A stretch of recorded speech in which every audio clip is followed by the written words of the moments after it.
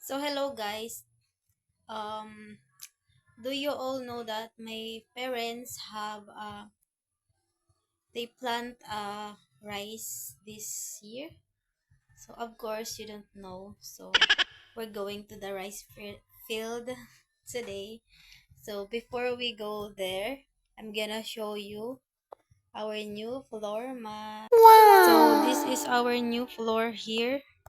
Floor mat, new carpet. I just bought this last night or last yesterday. So this is our floor now. It's really pretty. It's not messy to see. So my next goal is to buy a new mattress because as you can see guys, it's not really cool, you know.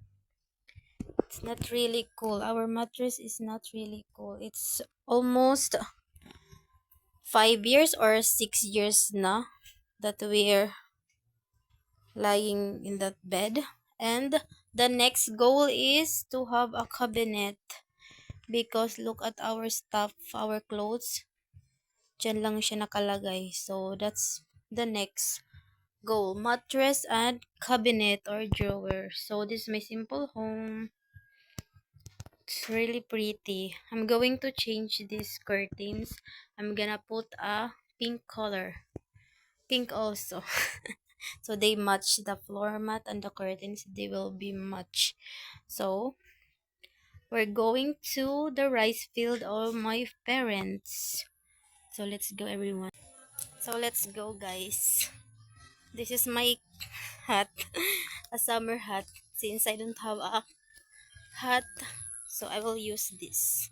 It's raining. So let's go. This is my parents' house. That's my sister. So this is my brother's house.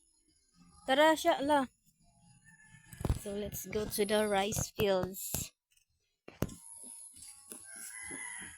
I'm with Lala. So we're gonna pass by hint again. Hint again. The neighbor again. Gonna pass by here. So I'm with Lala. Then I get. So this is our way going to the rice fields. So it's not harvesting time because they plant the rice last all this month, this January 1st, I guess. So it's not ready for harvesting. So that's the rice field of my father. Yok. Mago. Pistik. So this is where yun ako nakabutas ka ako waray. Aray ka. Tatun. Ito na. Piniskat ka. Dito kami dadaan. Lugmit.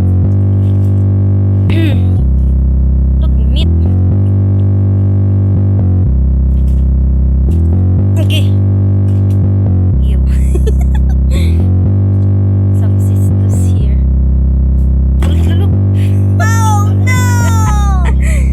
Look, look at me. Yuck.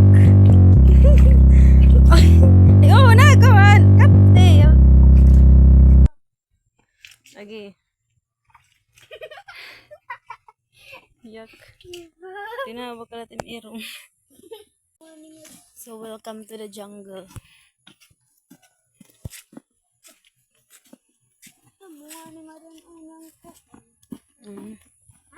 Ano? Welcome to the jungle. So, this is my father's rice fields. As you can see, it's huge or what we call it, malawak. So it's raining here, but it's not raining so hard Kaya ayan, as you can see, it's not yet ready for harvest since wala pa siyang grains. No more grains here. Labidyo ak! So ayan, this my father rice field. So actually, this land that they planted rice is not my father's land. So we just plant here. So we can, you know what I say? Gulman English day. So we can, ano na lang, give to the owner some part of the rice when it's ready for harvest. So ayan, bibigyan na lang namin ni Papa ang may-ari ng lupa pag ready na ma-harvest. So there's a Carabao. Lap!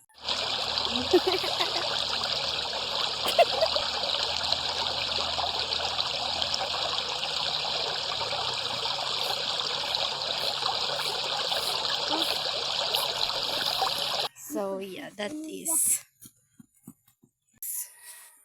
So let's go over there. Ang lawak niya, guys. Ang lawak. So we're ready for harvesting time. I'm gonna go here if it's already harvesting time. I just want to show you guys that my father is a farmer. We're a farmer here since it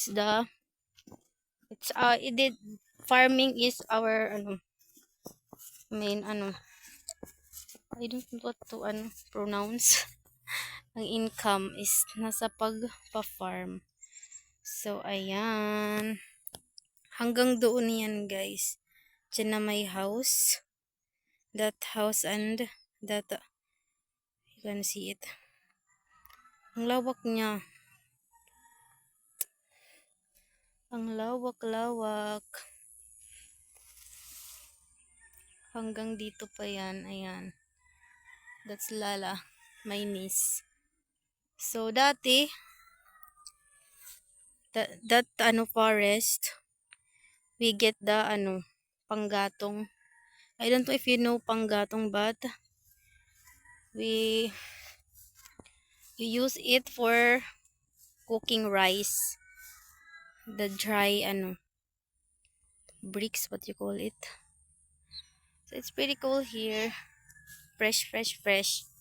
Pakadi kadida. Sasabnit. This is the second time na tanim ang papa ko ng rice. So we're excited for the harvesting time. I'm gonna show you how we harvest rice. So this is my rice fields. It's pretty, right? Picture ako dyan. So it's just a very quick rice field tour. Chares.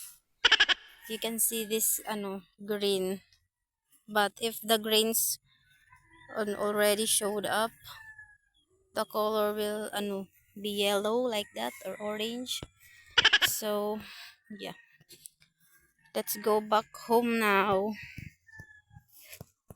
Let's go back home because it's raining now. Even it's raining, my hat is what they call summer hat. Tara mo bayabas da. Bayabas. Let's check if there's a guava over there. Let's go. Let's go. Waray di riya na tagbayabas.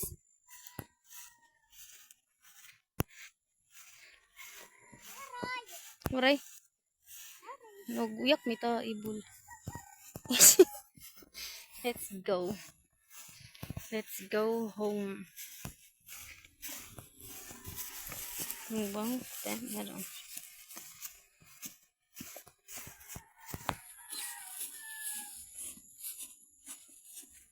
It's really pretty here.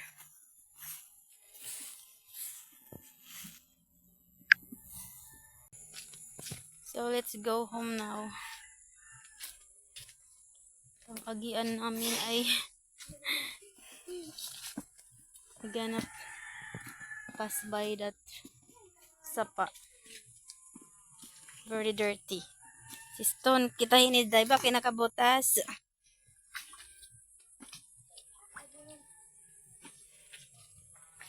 Let's go. I just want to say thank you to my sponsor for the carpet. For the carpet. So I buy new one because someone sponsored me for the carpet. So I'm just grateful that there are people that are so generous, kind, and trustworthy, you know.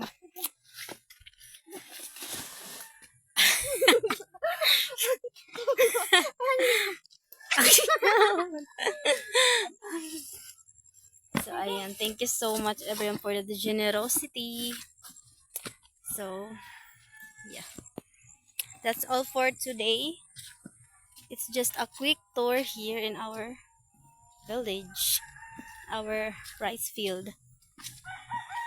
So see you again on my next vlog. Thank you so much everyone for the kind and support to my channel. Bye. Be kind always, everybody.